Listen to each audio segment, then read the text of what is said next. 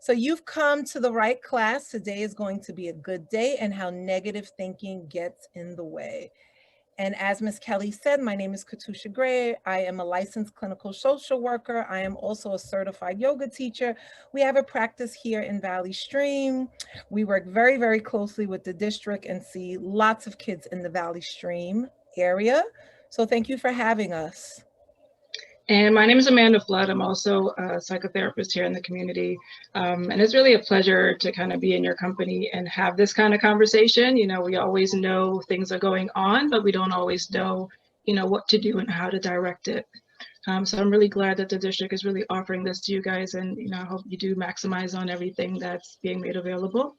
I think today in particular, you know, we really hope to give you a new way to look at worry and stress, you know, both for you and your kids, because the reality is everyone is more anxious and worried during this pandemic. Absolutely. So we're going to dive right in. Yep, we're going to jump right in. I know it's a little late, so we're going to jump right in. Uh-oh. Okay, there we go. So thinking versus feelings, what's the difference, right? So thinking has a lot to do with our brain. Feeling has a lot to do with what comes from the inside, our heart, which represents them sort of fighting each other quite a bit. So we wanted to do a little interactive sort of game. I guess since everyone's muted, you can put it in the chat box. And it really has to do with, is this a thought or is this a feeling? We're just going to go to the next slide. Just bear with us. We're not that computer literate. Okay. So I wonder if COVID would ever go away. What do you guys think? Do you think that is a thought or do you think that is a feeling? I see one chat, thought.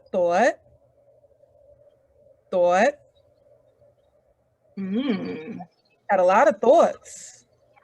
Yep. Good stuff. And gold star in class participation. Beautiful. And even if you're listening to this later on, you know, jot it down. What do you think, feeling or thought? Yeah, I love that. We got thought driving by feeling.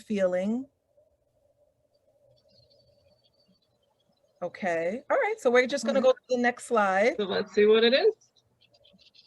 Yep, it is a thought, right? So, and sometimes we'll go into this later on in the slideshow. Sometimes thoughts are not really always real or not always really rational, right? So something to put a pin in for now. So next question.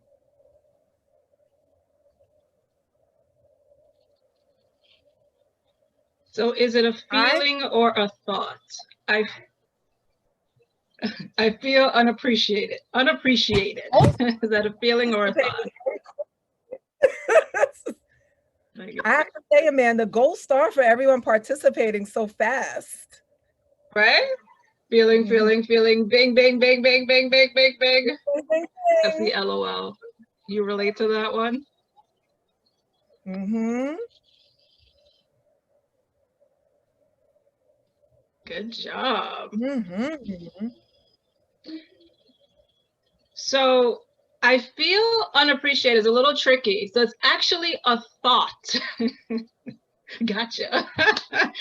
Because you can't, the word I feel is what's throwing you off, right? But unappreciated is not really a feeling. It's something that I would think, right? So if like the kids didn't wash the dishes or, you know, I wasn't complimented on my great meal, I am thinking first, well, oh, well, why didn't they do that, right? Or how dare they, blah, blah, blah, blah, blah.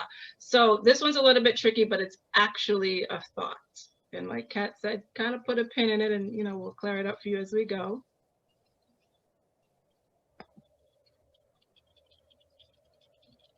So here's another one for you, feeling or thought.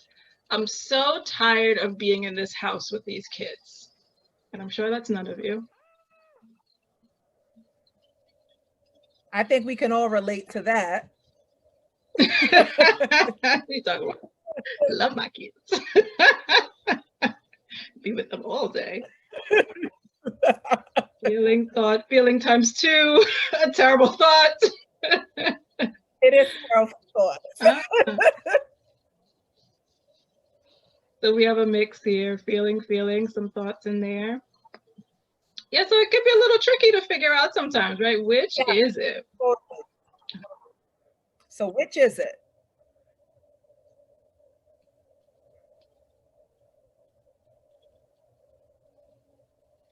So it's a feeling, right? And again, this one is a little tricky also, right? But it was, I'm so tired of being in this house with these kids. So it's almost a combination, I would say, because the feeling is tired, right? We've been at this for a long time now. So tired would be the feeling, and the thought that kind of is connected to it is being in the house, right? That is more of a thought-based thing, but the primary idea is I'm tired. So it's a feeling.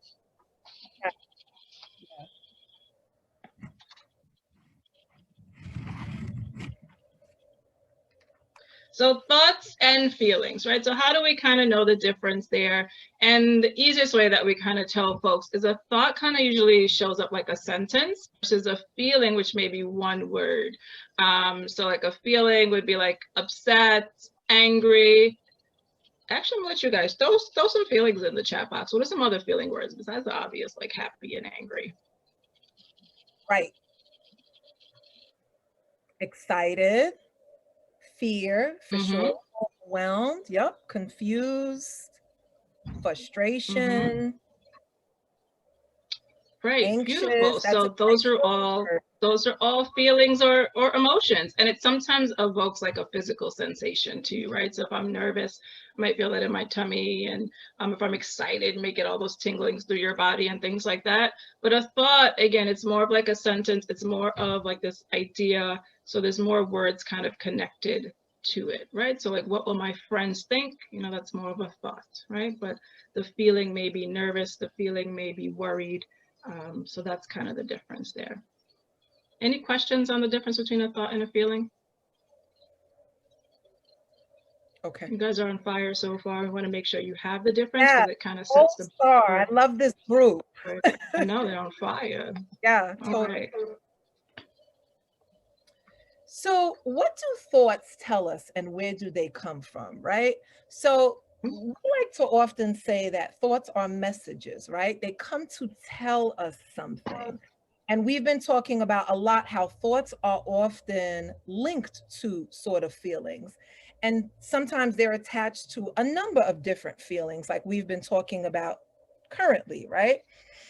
Feelings often come and then they go, but they are here to tell us something. And part of our job is to kind of investigate what it is actually here to tell us. Next slide.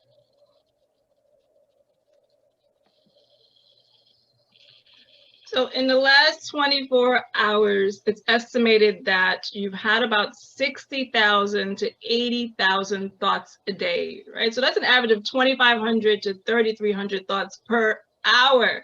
So that's a lot of thoughts, right? From laundry to holiday planning to, you know, did I turn off the stove, to what time is it now? What time is this over? So, you know, we're constantly thinking. And sometimes those thoughts, you know, aren't always helpful. And the thoughts can also directly impact how you feel. It can directly impact your mood. It can really play a role in like how stressed you feel, how stressed your children feel, how overwhelmed you are. It's often just connected back to, you know, what you're thinking. But for the most part, we aren't really paying attention, right? That's why we don't even realize that we're having so many thoughts in a day, furthermore in an hour.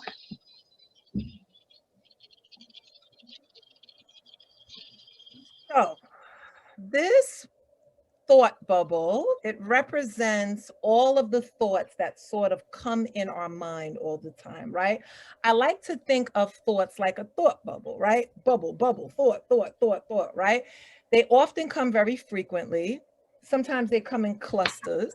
Sometimes there are so many of them. Sometimes it's something what we call ruminating, right? We're constantly thinking about maybe something very specific, or maybe we're just having a whole bunch of thoughts. As Amanda said, we have all these thoughts throughout the day. Some are helpful, some are unhelpful. So we want to take a few minutes right now, just a couple of minutes, right? to write out some of your thoughts. So we want you guys, we're not an artist here. So just draw a little bubble. This is an example of drawing a little thought bubble, right? And we want you to take maybe 3 minutes to sort of just write out all of the thoughts that sort of have been plaguing you, thoughts that come into your mind repeatedly. We just want you to just take a few minutes, whatever comes to mind, helpful, unhelpful, random, ruminating. We just want you to take 3 minutes to just write out all your thoughts. So it can be what popped up in the day. It could be what's popping up right now. Yeah, I'm going to set the timer to 3 minutes. Okay, go.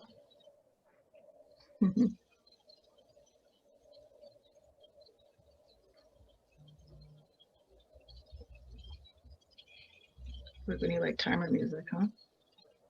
I know we do, like.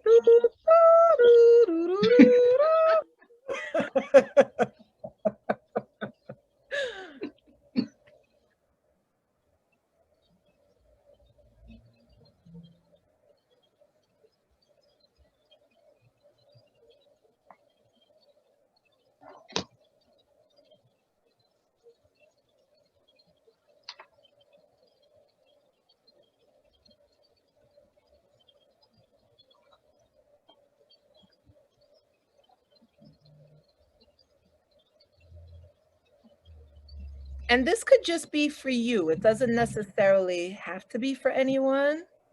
I hear you. I am exhausted with this pandemic. Me too. That is a thought.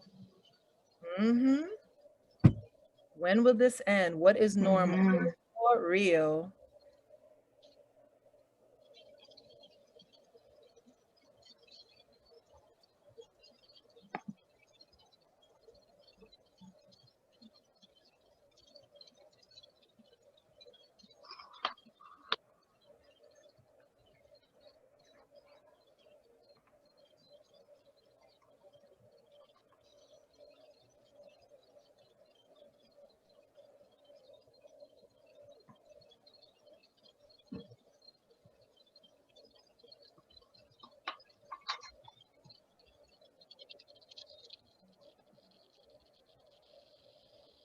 All right, 1 minute down, 1 minute left.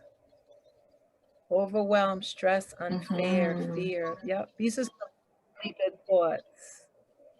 Yep.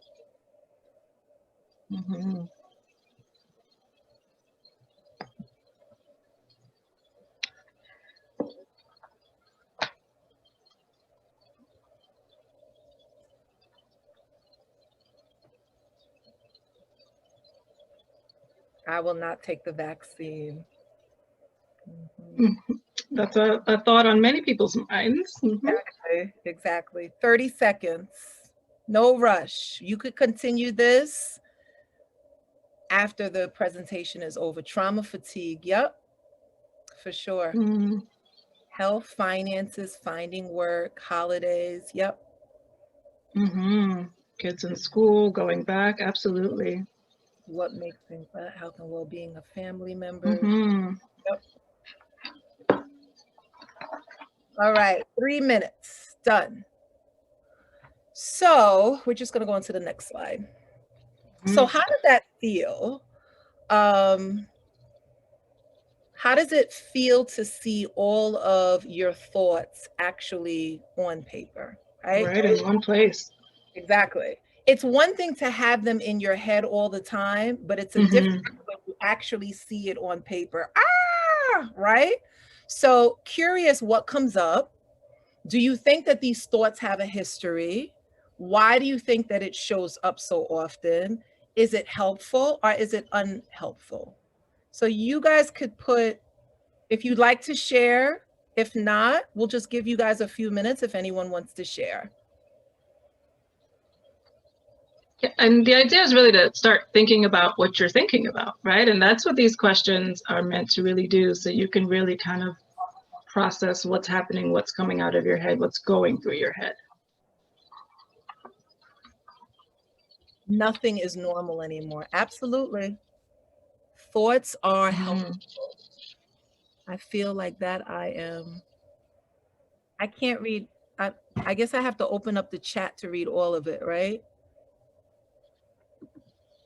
Oh, okay.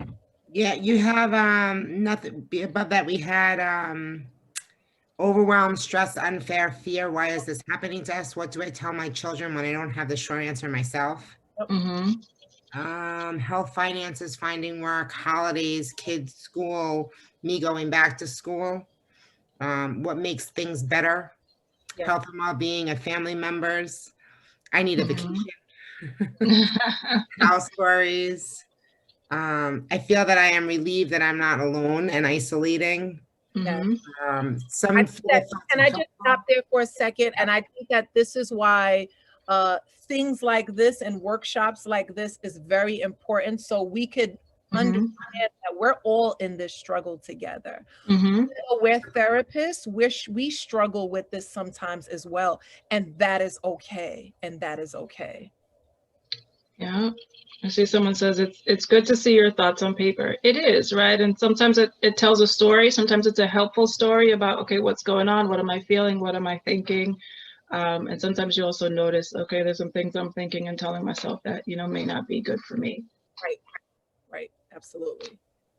And, just like we did that with you guys, this is something that you can do with your kids too. Ask them to break out some paper, do it together, set a timer. Kids love timers. And ask them to just write out whatever comes to mind.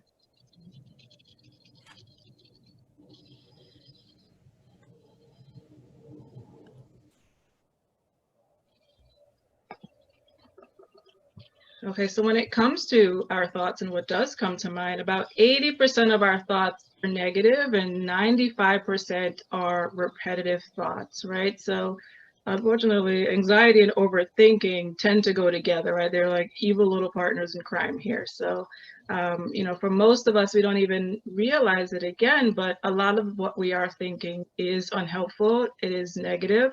And it often plays on repeat, right? So some of those thoughts like, I can't trust, like, are we safe? Is my family going to be safe? A lot of that plays in the background often. And when those thoughts are on overdrive and it's intense, like that's where it kind of becomes problematic. And just like you might notice it for yourself, where there's things I'm thinking about all day or I'm constantly worrying about, it's very similar for your children too, right? They're worrying about some of the same things. And at times it pops up for them too. It may pop up at school. It may pop up, while they're, you're driving to the store or even watching you leave the house, things like that. And they may not always be aware of it either.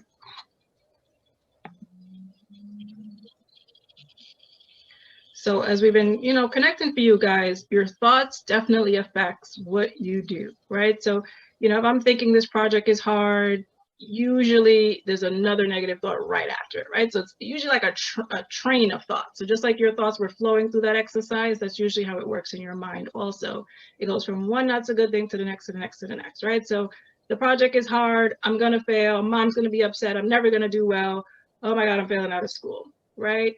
And, just like that, the thoughts run wild. And then what it means though is I'm not going to really be as excited to do this thing, right? So I'm not going to want to do the project, right? So you may notice then, okay, your child is kind of hesitating to do things, or maybe for yourself even, your motivation is down, your productivity is down. It may look like laziness, but really it's those thoughts in the background and you're thinking about what you need to do, how much you need to do, and you don't really want to do it, right? Your thoughts is changing your motivation to do things. A lot of times we start to procrastinate, we put things off. Our thoughts also affect our moods. So we may start to feel down, we're sad. Or for some people, it shows up as like we're overwhelmed or we're anxious by everything we're thinking about. Or it shows up as like irritability. Everything gets on your nerves, right? And maybe things you used to tolerate before, and now you can't as much. I think irritability has gone up for folks being at home. Everybody's in the same space. There's no break. It's like this constant thing. So it's tough. So folks are more irritable. Some people kind of withdraw, right? They may spend more time in their room. They may not feel as excited and as good about things anymore. And that's kind of what we mean by like disconnected from life, right? So all of this is sort of that consequence of those unhelpful thoughts in the background if we're not really aware of what's going on and what's happening. And just like it applies to you, it definitely applies to your children too. Absolutely. Jumping over to the chat box there. This means that only 15% of your brain thinks positive. Isn't that crazy? And it's true. And I have to tell you, part of it's actually like a defense mechanism. Like your brain is designed to keep you safe. So it's always processing information as if, you know, there's danger here, but your brain tends to misread things too. It can't really tell the difference between real danger and not. And its natural inclination is to think negative. Crazy, right? It is crazy.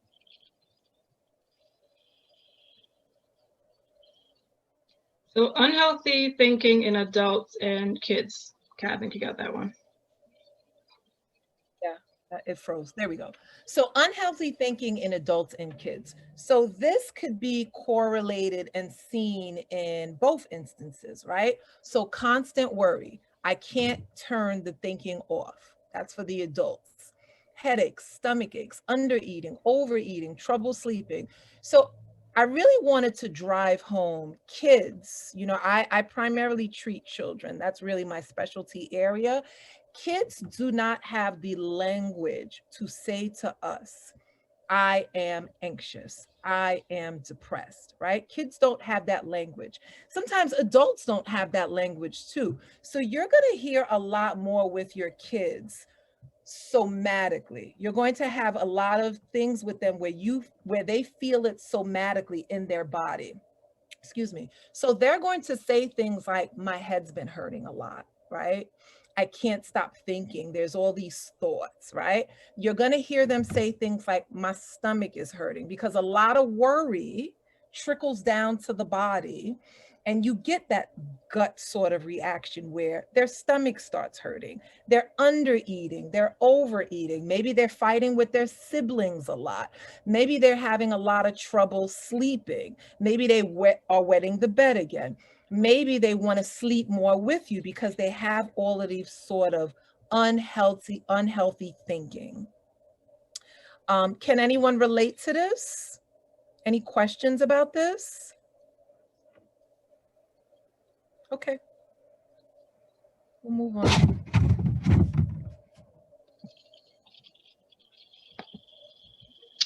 So 5 things to say to your anxious child, right? So how can you approach your child who may be worrying? You can say things like, I'm here with you, you're safe, right? So essentially kids and even us adults, like we all really want to feel safe. We all really want to know that that we're okay. So, you know, this is one way to approach it. I'm here with you, you're safe. Or you can say, what's something we could do to help you feel better? And what I love about this question is you kind of get them thinking about, you know, internally what works for me, as opposed to someone outside just telling them, well, okay, well, let's just do this, right? So you're starting to problem solve with them so that when you're not there, they can ask themselves this question, you know, what helps me feel better? And they can start to learn to rely on themselves to kind of turn on those internal coping skills. Until they have that, you may be offering things, but we want to really work in partnership, you know, with them. Match your breathing to mine, right? So breathing is very powerful. You know, when you're nervous and anxious, you notice, you know, you may breathe quicker, right? Or if you're angry, your breaths may be shorter. And with less oxygen to your brain, you're less likely to think well, right? So we both want to get your brain to a better thinking space, and we want to calm your body. So you may just sit there with them and say, match my breathing, right? You know, like Kat does a lot of like yoga work, and sometimes they'll do like back-to-back breathing, right? Where you can really feel each other and kind of slow down that breath together. Breathing is so powerful. My mind even goes to like infants, when you put them on you when they're first born, for the parents in the room, the moms in the room, you know, they start to self-regulate off of you, right? And your breathing will sync together. Even your heart rate will start to sync together. It's a great natural way to self-regulate. Tell me about it, right? Instead of what's wrong with you, right? Tell me about it. Open up that conversation so they can maybe share with you what's going on. And one more for you. What does it feel like in your body? Because we want to start making those connections to what is happening physically. And it may tune you into, okay, this isn't like a physical thing. This is really worry, right? This headache is because you're worried about the work that you need to get done, right? My daughter was telling me yesterday she got upset and she had a headache, and she felt bad about that, didn't even want to tell me that she had a headache. And then she was talking about her day, and she had less time to do her work because now that everybody's remote, they've had a lot more back-to-back meetings. So she didn't know how she would get all of her work done in between. So her worry turned into a headache, right? So we were able to figure that out a little bit better.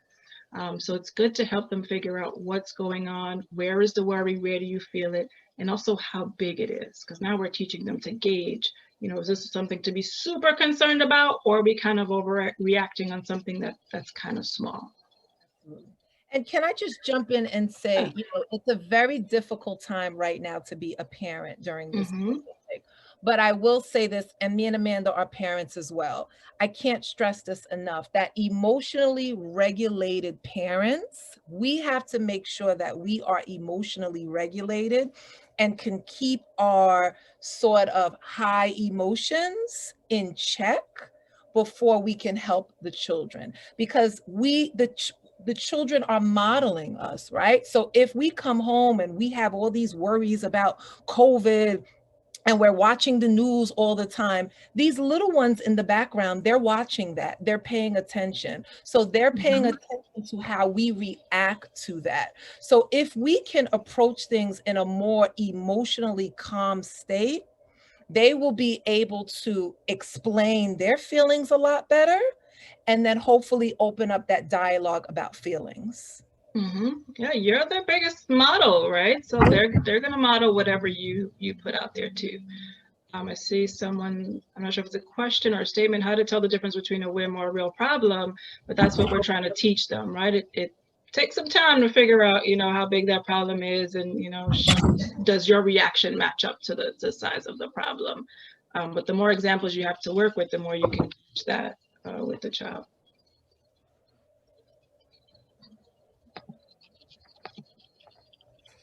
So, we're going to kind of get into, okay, so what do we do with all this, right? So you've got some great questions to ask the kids.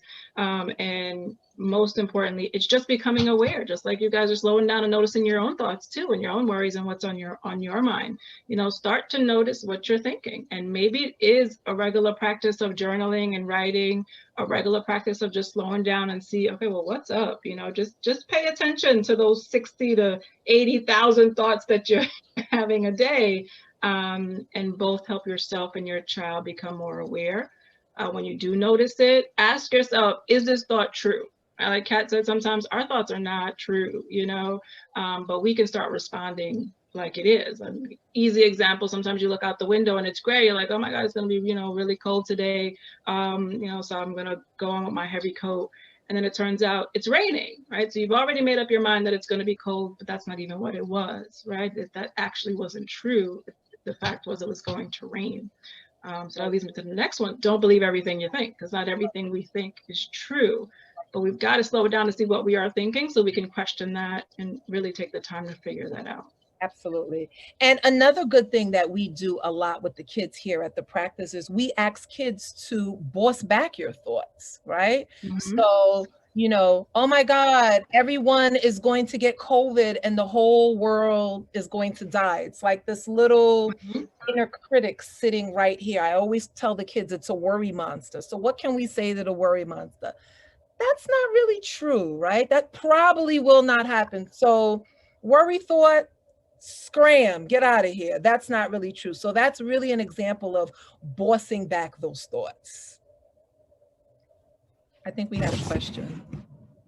Yeah, I think those couple questions we can double back to at the end. Okay. Yeah. Save some of those for the end. So yeah, it's a little bit more general, and we can tackle that. We will answer them for you guys though. So challenge it. So same thing that Kat is saying, boss back, I'm gonna step up and talk back to my worry. And it's really that I'm trying to decide if this is true. And you can teach your children, or you can even think about this for yourself. You know, what would you say to a friend if a friend was really stressing about if they're going to do well on this test, and oh my gosh, I'm not going to do well, or I'm really nervous about this presentation at work? What would you say to a friend, right? And allow them to come up with that answer and help them to see that could be their answer too, right? Stand up to those unhelpful thoughts, like, you know, Kat was saying, or even more importantly, focus on something in the moment. Sometimes we actually need to get out of our head and stop thinking, right? So, you know, look around you, name 5 things you can see, go through your senses. 5 things I can smell, something you can hear, something you can taste or touch, and let them really take their time to think about it, and they'll quickly get out of their heads. Same thing for you. If you're finding yourself thinking about things at the wrong time, you know, or, you know, you're nervous, worried, quickly check in with where you are. It's a great way to get grounded and connected. You know, 5 things I see, hear, smell, taste, and touch. Okay. So another thing we could do, catch that thought, right? So catch that thought, release the judgment of the thought. Thoughts are often about these judgments, these negative judgments. I keep saying the inner critic. It is constantly there, that little worry monster, right? So how do we release that judgment out towards ourselves, right? You know, I said earlier that I'm a yogi. So a big part of being a yogi is I am. We use a lot of great affirmations in yoga. And I really love I am affirmations, because I really do believe unconsciously, if you say something to yourself positive repeatedly, that it comes true, right? I am is really the most powerful thing that you can say to yourself. And the more that you start utilizing I am affirmations, you make the shift in those thoughts from negative to positive. I really love I am calm, I am safe, I am at peace. There was a group that we did once, and one of the kids said, expect nothing and appreciate everything. So you would be amazed that if you sat down with your kids and asked them to say a mantra and beginning with I am, what comes out? So we're going to take a few minutes now to actually find a mantra for you guys. I want you guys to sit down and think about a mantra that resonates with you. And the purpose of this activity is that you can rear into something so we could elicit the calming mechanisms in our body to keep us grounded, to keep us calm. As I said, I like I am calm. I like I am safe.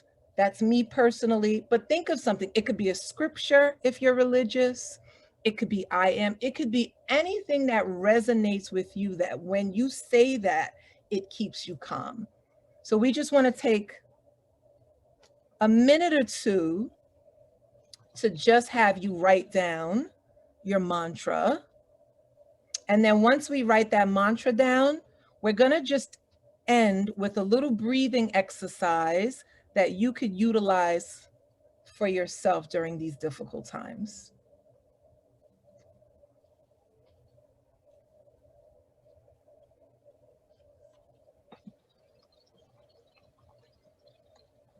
And again, these are things that you can do with your kids as well. You can encourage them to find, you know, that mantra or that positive affirmation. They can start their day that way. They can end their day, you know, that way. I think starting your day that way is super positive. And they can get going with a couple breaths before they leave the house or before they start their, you know, their virtual world. Absolutely. All right. So I love that. I will get through this. Yes. I can do all things. Mm-hmm. Yes, yes, yes. I am protected. That's a good one. Okay. So everyone should have written down their sort of mantra for themselves. So you can join us or you could not, whatever you feel like you'd like to do today. We're just going to do a little breathing exercise utilizing our mantra for today. So I invite you, if you're laying in your bed, find yourself in a comfortable position. If you're in a chair like us, also find yourself in a comfortable position. We call the ground in yoga the earth. So your feet is fully planted on the earth. You're going to take your fingertips and you're going to place them on your lap. You're going to place them down for grounding or up to receive while you're placing them on your lap, whatever you feel like you need more of. Excuse me. And you're going to begin to close your eyes. You're going to take a deep breath in through your nose. And you're going to slowly open up your mouth and sigh it out. Taking a deep breath in through your nose, exhaling it out the mouth. Let it all go. And just taking a few moments here to notice what that feels like. Noticing the sensations in your body. Taking a body scan here from the top of your head all the way down to your toes. Feeling yourself becoming more relaxed and calm.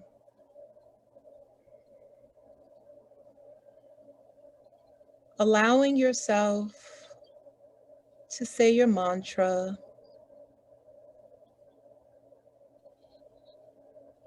Repeating that mantra at least 3 times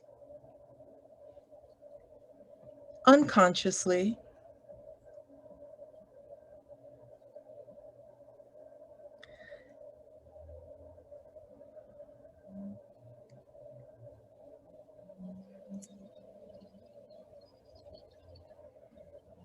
And just allowing yourself to let go of thoughts and worries, letting go of the day, letting go of that to-do list, and just allowing yourself to let it all go. Absorbing that mantra throughout your whole body and allowing it to resonate, this sense of peace and this sense of calm.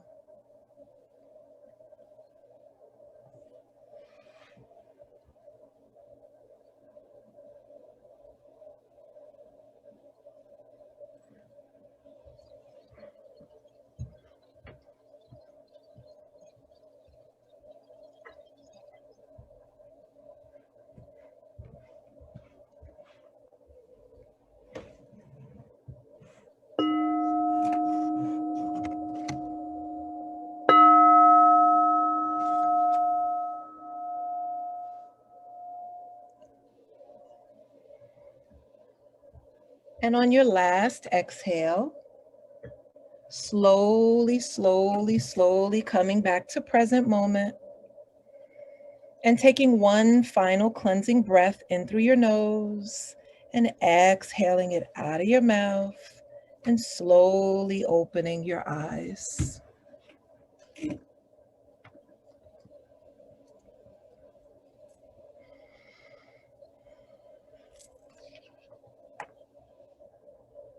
We'll invite you to share, if you like, in the chat box, how you feel and anything that's going through your mind. Anything that came up? Do you feel that the mantra was helpful? Do you feel a little bit more calmer? Do you think that this is something that you could utilize when you are having a thought or an unhealthy thought? Mm-hmm. Excellent. Excellent. Oh, awesome. Feeling better, very relaxed. This is calming. Yeah. Mm-hmm. Excuse me. Calm and relaxed. Very nice. I could use this. Great quote here. Keep your thoughts positive because your thoughts become your words. Absolutely. Keep your words positive because your words become your behavior. Keep your behavior positive because your behavior becomes your habits. Keep your habits positive because your habits become your values. Keep your values positive because your values become your destiny. A quote from Gandhi. Yes. Thank you for sharing that. Thank you for sharing that. That was lovely. Yes. Relax and deep breathing always helps. Breathing is, just as Amanda said, it's life force energy. It sends that signal to the brain that activates what we call the parasympathetic nervous system, that activates that rest and digest. It literally says to the brain, we are right, we calm. Mm-hmm. Slow it down. Slow it down. It's like my friend has this Dodge crazy fast, crazy car. So it's like driving that car at 100 miles out. She's a whack job, but I love her anyway. Right? It's like driving her car and it's like 100 miles an hour and the breathing slowly presses on the brakes. Mm-hmm. Yeah. So that last quote was ideal to just, sum up how everything is really connected, but it starts from this place of a thought and what you're thinking.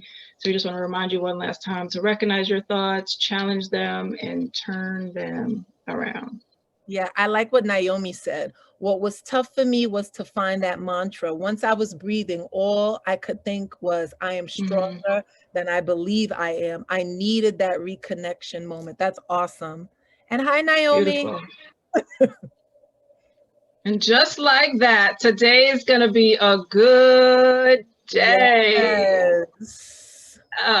So we'll double back to some of those questions. If you have other specific questions, we want to get to those. So please don't put them in the chat box so we can get to them for you as well.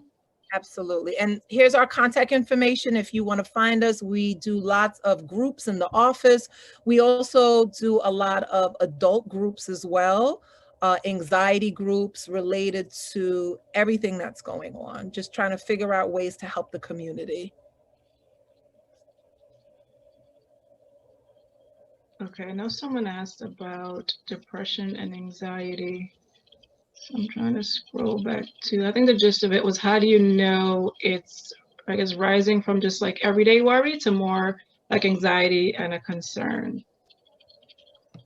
I'm looking for that question. Yeah. It was, how do you tell a difference if your kid is depressed or just looking for attention, was one of them. I see. Okay. Thank you. Thank you. Yeah. As we said earlier, kids often, when they have depression and they have anxiety, they generally do not have the language to tell you that. So I would pay attention to stomach aches, headaches, overeating, undereating. So if that is lasting more than, I'm going to say more than 2 weeks, and sometimes kids who are very needy and need lots of attention, that's a form of anxiety too. Anxiety and depression is not a one size fits all. It shows itself differently in other people. So just be mindful of that as well.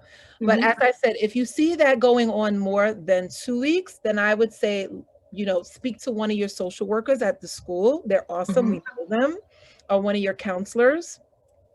And they'll guide you on to what needs to be done if they need a referral for individual therapy. Right. And it's better to ask, I think, if you're not sure. And even like your pediatrician is a good resource too. Absolutely. But you're just looking for a change that seems way above their norm. And like Kat said, with that 2-week timeline. And so it's sort of going on for a long time. Or even if it kind of goes away, but it keeps kind of coming back. Right. So like we often look for like sleep, and like sleep has really changed. Granted, with COVID, a lot of kids are sleeping as off, especially our teenagers. A lot of them are staying up way later than they need to be. But also our teenagers are really struggling. There's kids that didn't even have an issue of anxiety and depression before, but that's kicking up for them now. And again, same thing for adults too. So it's like the thoughts, when you listen to the context of the thoughts, they sound way more than worry thoughts, right? It's something that you're like, I don't know about this. It raises an alarm for you. That's a good sign too. Yeah. And I think with that, you guys kind of answered the next one, which was, is there a way to tell if it's a problem that the child can solve themselves? Or should we really look into it and get outside help? Yeah. I think it's really asking your people in your school for help if you don't know. Absolutely. Right. And I want to also point out, as I said earlier, anxiety and depression shows itself differently in other people's. Some kids could be very angry And that is also a sign of possible anxiety and depression. I want you guys to also pay attention to our perfectionist kids. We said this at our teacher training, right? Perfectionist kids has a way of hiding their anxiety because everything is based on these wonderful grades. So as a parent, and I can relate because I have a child that's a perfectionist.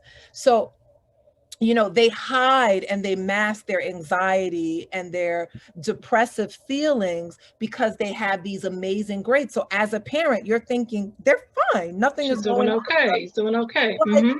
She's like on high honor roll. I couldn't ask for anything more. And meanwhile, the child is super anxious. Now, I'm not saying all kids are like that. I'm just saying keep an eye on that. Right. I also got an email from a parent in between sending up the registration links that she expressed that she's noticing that with the hybrid and online learning, her daughter is struggling and is definitely losing some of her confidence in her ability to answer questions correctly. And she's starting to notice that she's withdrawing from her participation and almost developing some kind of a stutter, like second guessing. I mean, is this kind of normal behavior for the times? Is this something that she should look into a little bit more deeply? Yeah. I would say there's nothing normal about these times. Right. Right. And, you know, we're definitely in some unprecedented, difficult times, but I definitely think that she should look into that a little bit more. And we want to be able to see things early on and catch it before it goes into a path of depression or deep depression. I remember, like, for the children and adults too, like, we've never had to navigate this space in our lifetime, right? So we're all trying to figure this out, and your kids also. And your kids are used to their teachers being there to prompt them, their teachers being there to tell them this is what's next and this is what they need. And they don't have that, right? Or the teacher to pick up on that face cue that, oh, she's struggling, let me go over there and help them. So they don't have that anymore. So you may also have to be a little bit more present in that way where you're like, okay, it's okay to take a break, right?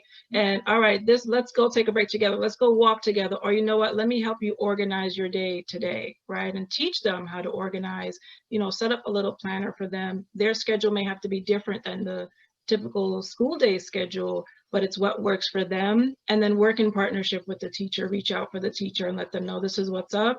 So the teacher can work with them too, to see if they can mitigate some of that and really reinforce it for the child. Like they sometimes just need, especially like their teachers, to say like, it's okay, you're fine, because they don't have that external, you know, sounding board anymore.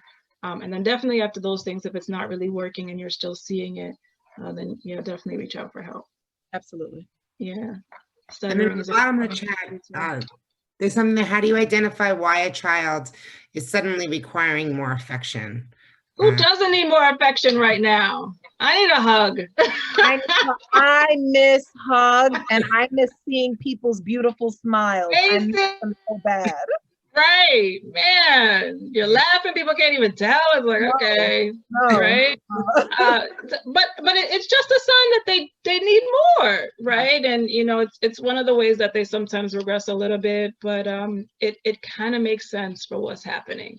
So, you know, same thing, like just try to figure out how to give them that attention in a good way. So it may mean I've got to be conscious of what I'm doing. Am I spending more time with that child? Like, do we need to, you know, set up some family time, some quality one-on-one time, some, you know, movie time, or maybe it's not you. Some of the older kids particularly need to connect with their friends, and you just have to be that medium to help them connect virtually, or, you know, 1 or 2 people outside, you know, run around, that kind of stuff. But it's okay. It's because things are rough right now. They need more.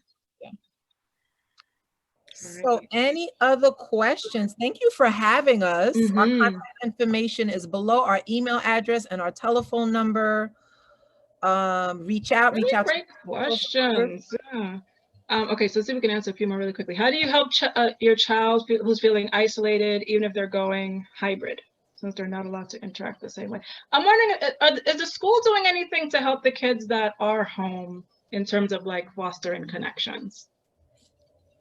Yeah, so I know that there are, and guys, any of you in your buildings, if you want to unmute yourselves and kind of add what you're doing in your buildings, I know that the after school activities are still happening, those that can virtually. Oh, good. I know that some of the counselors have been doing extra help hours that are like open chat forums to kind of come in and just talk about whatever, the weather, how everyone's doing, something great on TV, you know, just kind of like drop in chat centers. Guys, anyone want to add? I run, it's Mrs. Magnus at Memorial. I run a monthly girls group, both virtually and in person, to help foster positive relationships. And that's been I think, a very nice opportunity, not just for them, but for myself. Awesome. So help your kids connect to those things, right? Or, you know, facilitating connecting to their friends, whatever they may mean. If there's a parent you can reach out to, setting up some virtual chats, things like that. And just those honest conversations of, we know this is different, you know, and this is like the best that we can do. Right. Yeah. And there is one there that talks about how to handle a child that appears that they want to go into school for the learning, because the education part is a bit tougher than usual at home. But as a parent, they're scared to let them go back because of COVID, especially having survived a COVID scare.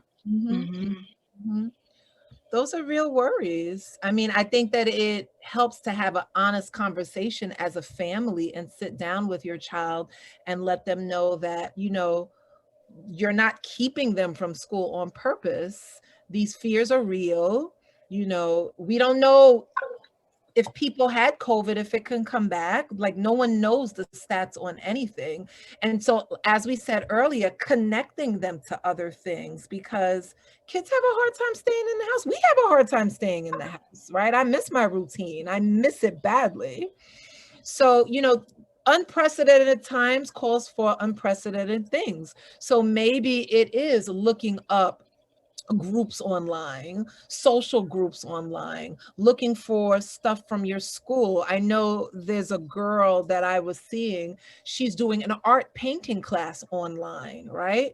So figuring out different ways so the child could be connected, but also making sure that they go outside. It's not healthy to be in the house all day as well. You need to go outside and get air. That's very important. And, you know, and I think too, going back to the idea of like challenging those thoughts, right? I think you also have to figure out for yourself, you know, like, how real is this fear? And for sure, if there was a scare, it can feel even more real. But then, okay, like, what do we have to kind of mitigate some of that, right? You know, I feel like the schools are being super safe, you know, with temperature checks and gloves and all of that stuff, right? So, you know, is that enough for you to feel safe? And can we maybe give it a try? And still, again, work in partnership with the school, and you can be honest with your fears too, and see if, you know, they can work with you and set up a schedule that works for you and your child, or if it just isn't working, to be honest with your child as well, as to, you know, what your concerns are, and, you know, giving it a time frame. Let's wait another 3 months or whatever, see where we're at, and then revisit it. Ladies, I want to thank you so much for joining us this evening and sharing this presentation and your expertise, and just for supporting us in general as community members. You guys have been phenomenal with our students and our staff, so we appreciate that. I also want to thank all of the school personnel that took time tonight to be with us, and for those parents, I hope that this information is helpful. I hope that if you have any more concerns or see something going on, know that your PPS staff, school psychologists, school social workers, and school counselors are there to support you and your children. We are all in this together. And thank you so much. Thank you, guys. Thank you, guys. Have a good night.